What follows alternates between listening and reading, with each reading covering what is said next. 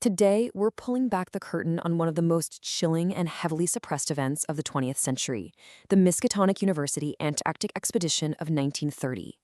What started as a groundbreaking scientific mission, well, it ended in a kind of terror that governments have been trying to keep buried for nearly a century. And this right here, this is the warning we got from the expedition's leader, the geologist William Dyer, right after he returned. And let me tell you, this isn't just some poetic line about a tough trip. This is the bone-deep conclusion of a man who stared into a frozen abyss and saw humanity's true, tiny place in the universe. It's a warning. So, let's back up. How did this whole thing even start? Well, it didn't begin with screams in the dark. It began with the bright, shining promise of scientific discovery. Back in 1930, Miskatonic University put together one of the most advanced, most ambitious polar expeditions the world had ever seen. Yeah, this was no small-time affair. We are talking about a 20-man team of the best scientists and engineers out there. They had 2 ships, a fleet of 4, top-of-the-line Dornier seaplanes, and more than 50 sled dogs. Their goal? It was audacious. They wanted to drill deeper into the Antarctic ice and rock than anyone had ever gone before, right down into the Precambrian layers, to basically find the first chapter of life on Earth. And this was the key to the whole operation. The tech they had was incredible for the time. Professor Pabody developed this drill that was, well, a total game changer. It was light enough to be hauled across the ice on sleds, but it was powerful enough to punch 1,000 feet deep into ancient frozen rock. So the process was simple. Take a core sample, see if you find any fossiliferous signs, and if you do, use a little dynamite to blow the hole wide open and pull out massive, perfectly preserved specimens. Honestly, without this drill, they never would have found what was waiting for them. And oh boy, did they find something. An advanced team, led by a biologist named Professor Lake, went off west into uncharted territory. And it's right here. This is the moment the triumphant, exciting tone of the expedition starts to, well, curdle into something else. Something truly shocking. You can just feel the raw excitement and maybe a little bit of panic in Lake's own words, which he sent back to the main camp over the wireless. The things they were pulling out of the ice, they weren't just a new species. They were from a whole different branch of life. Something that just completely shattered everything we thought we knew about evolution. So what exactly were these elder things, as Lake called them? Well, his field notes describe something biologically impossible. Imagine a 6-foot-long, barrel-shaped creature. Its head is like a starfish with 5 eyes on stalks. It's got wings, but it also has these paddle-like limbs for swimming. Its biology was a crazy mix of plant and animal, with a nervous system that was radial, totally alien to our own head-to-toe symmetry. These things were from a completely different tree of life. And just like that, the greatest discovery in human history turned into an absolute catastrophe. The radio messages from Lake's camp became frantic, broken. He talked about shapes in the dark, a terrible blizzard. The last thing they heard was a description of this unearthly sound, a piping like flutes from hell, before the radio went silent, spitting out just one garbled and absolutely terrifying word. As soon as the storm passed, a relief flight took off, led by Dyer himself and a young grad student, Danforth. They were expecting to find a camp wrecked by the weather. But what they actually found was, well, it was the prelude to something that would completely shatter their minds. The scene at Lake's camp was an absolute horror show. The men and the dogs hadn't just been killed, they had been dissected, taken apart with a kind of cold, calculating savagery. And the weirdest part, most of those big elder thing specimens, they were gone. And then, just south of the ruined camp, rising up out of the ice, was something that should not have been there. The skyline of a vast alien city. Danforth's words here really get to the heart of how wrong this place felt. This wasn't human. The very geometry of it was alien. It was like the city was built using a different kind of physics, a different math.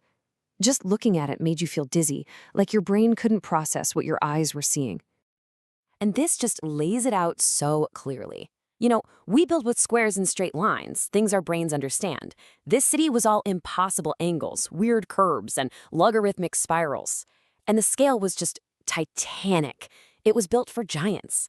The huge stone blocks were fit together so perfectly, there was no need for mortar, a feat of engineering that just seems completely impossible.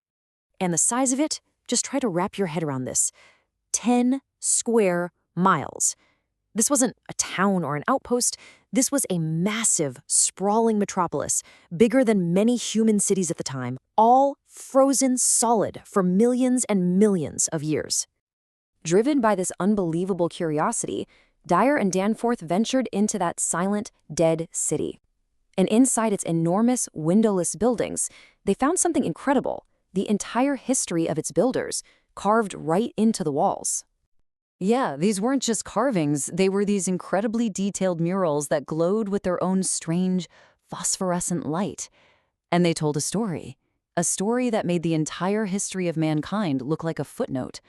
It was like watching a silent movie of a lost civilization. And what a story it was. The murals showed that the Elder Things, they weren't from Earth at all. They came from the stars, billions of years ago. They colonized the planet. They engineered the first life forms, including these protoplasmic slaves they called Shoggoths. They fought wars against other alien species. But in the end, their biggest enemy came from their own creation. The Shoggoths got smart, they rebelled, and that rebellion led to the downfall of their civilization right as the Ice Age began. You can see from Danforth's notes that seeing this history, this deep, deep time, it really started to take a toll on his sanity. He felt like he wasn't just looking at history, he felt like that ancient history was looking back at him. It was a vision of time so vast that a human mind just wasn't built to handle it. Deep inside the city, they found a trail left by those missing Elder Things from Lake's camp. It led them down into a huge, dark, subterranean tunnel. The history lesson was over. The horror was now very, very much alive. This is how Dyer tried to describe what they found waiting for them in the dark. It was the Elder Things' greatest fear, the very thing that destroyed their civilization, and it was awake. They had found a Shoggoth. So to really get the terror here, you have to understand what this thing is. A Shoggoth is basically a giant, formless blob of iridescent goo. It can create organs, eyes, mouths, whatever it needs, on the fly. It was built to be the perfect organic tool, a slave, until it developed a mind of its own and rebelled. And the absolute most terrifying part? It mimics sounds. It repeats the voices of its victims in this horrible bubbling chorus. Their escape from that city was just a mad dash for their lives. They barely got to their plane and took off just as this massive, shapeless Shoggoth came pouring out of the darkness below, with these huge tentacles reaching for them and that horrible piping sound echoing all across the frozen wasteland.